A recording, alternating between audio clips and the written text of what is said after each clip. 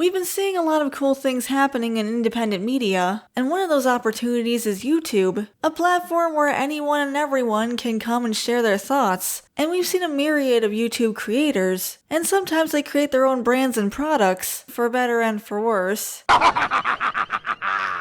Lunchling! That's amazing! JJ, you're a genius! This is molded.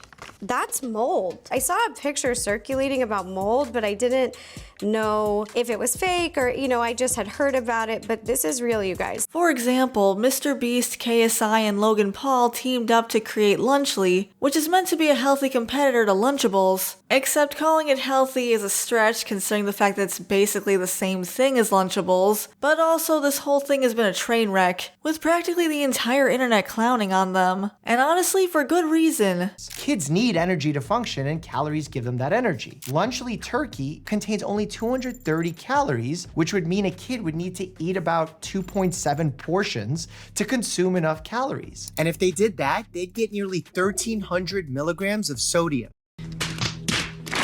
So I thought it would be nice to talk about some YouTuber products that I think are really cool. I particularly think it's interesting when YouTubers create their own media, again for better and for worse. Bosh, the comic book series. Yeah, that was a mistake.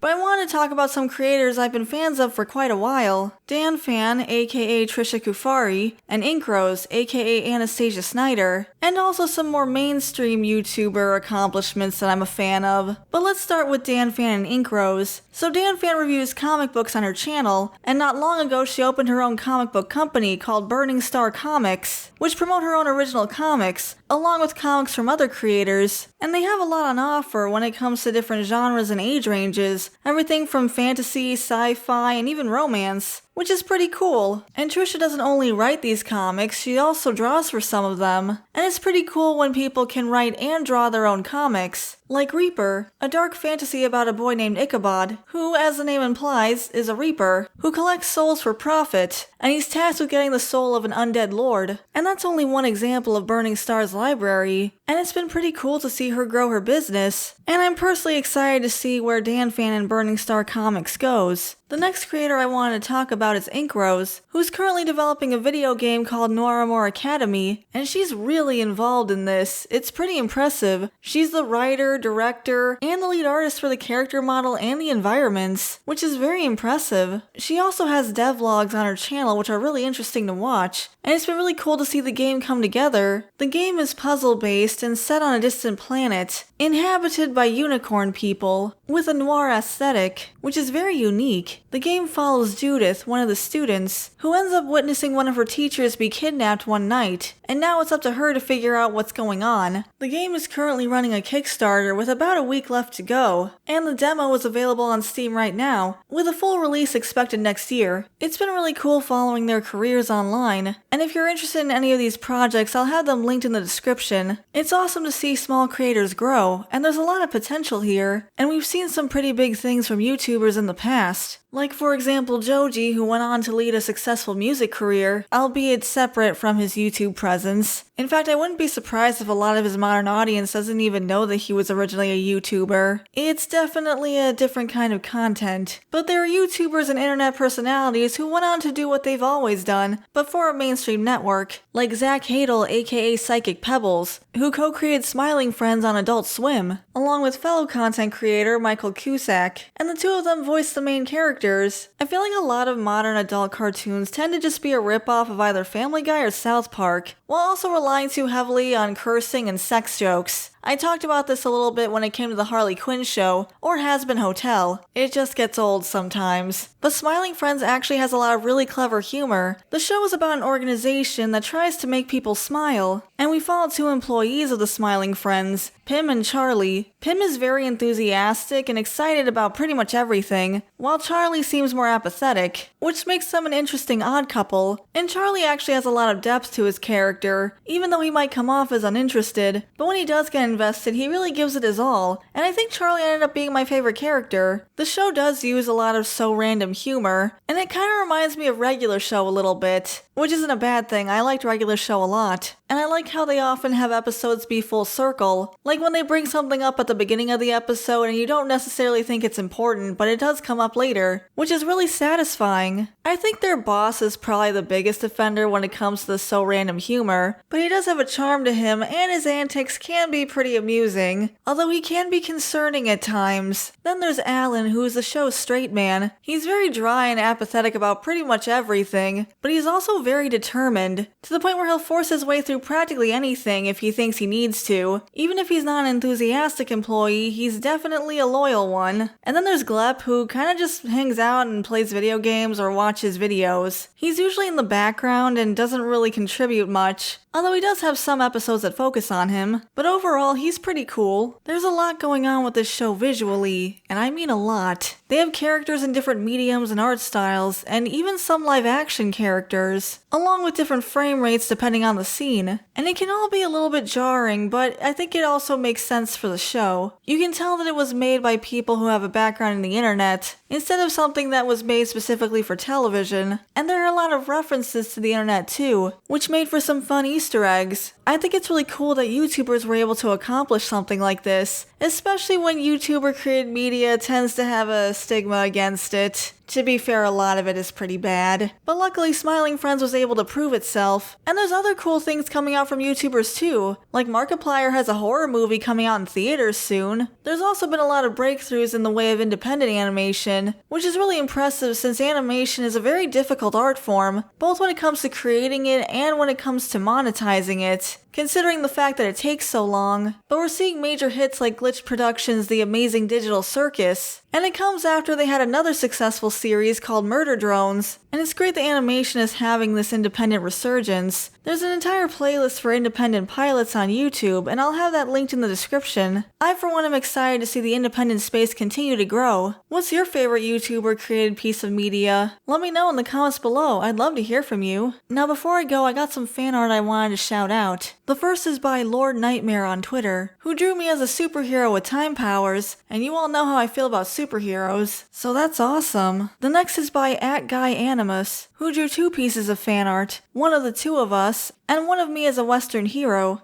I recently mentioned that I'm a big fan of Westerns, so it's pretty cool to see myself as a gunslinger. The last one comes from @BroderickP36122, which has me riding a dinosaur, and dinosaurs are always cool. I really appreciate all the support, it means a lot. So with that, I also want to say thank you so much for watching this video. Let me know what your favorite YouTuber project is, I'd love to hear from you. Thanks for watching everyone, I really appreciate it. Before I go, I want to give a shout out to the members: Tyrant Carnivore, Shiny Orc Boy, General Bolivar, Depth Charge Media, Samaru163, Gabby Hime, Verdant Range, JVR, Phil C, Taylor Ramirez, Equestron, Norman Sweet Cream, Rabion Coincidence, Hunter Rose, 80s Nostalgia Guy, Felix Spam, Lucas Geist, J Draws, Meowsers, Sky, Philip, Isaac Martinez, Garcia XV Legend, Tobias Weller, Bandito Bane, Mac B909, Dakari the Professor, Jin the Goblin, Caleb Nelson, Todd McCaffrey, Killer Bomb, Omri Fair, Crimson Phantom, Data Dine Executive, Owen Wildish, Alto Burrito 9506, Cavalcoj, and Strider Exile. Thank you all so much for your support. If you would like to become a member, you can hit the join button next to the subscribe button. We also have Buy Me Coffee if you want to support us that way. And if you enjoyed this content, you can leave a like on the video and subscribe to the channel, and that part's free. I'd really appreciate the support. But thanks again for watching, and I'll see you in the next video. Bye for now.